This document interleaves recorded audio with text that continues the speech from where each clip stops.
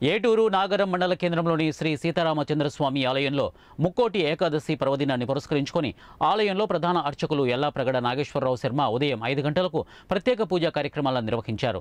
ఉత్తర ద్వార దర్శనం కార్యక్రమాన్ని చేపట్టి భక్తులు ఉత్తర ద్వారం ద్వారా దర్శించుకునే విధంగా ప్రత్యేక ఏర్పాట్లను చేశారు. చుట్టుపక్కల గ్రామాల నుండి పెద్ద ఎత్తున భక్తులు హాజరై శ్రీ సీతారామచంద్రస్వామిని దర్శించుకుని పూజలు చేశారు. ఆలయ చైర్మన్ మోడం రమేష్ దంపతులు ప్రత్యేక పూజలు చేశారు. అనంతరం మహా అన్నదాన కార్యక్రమం నిర్వహించారు. ఈ కార్యక్రమంలో ఆలయ చైర్మన్ మోడం రమేష్, బ్రహ్మం సదానందం, దీనబంధు స్వామి తదితరులు పాల్గొన్నారు. అయ్యప్ప స్వాములకు ప్రత్యేక భిక్షా కార్యక్రమాన్ని చేపట్టారు.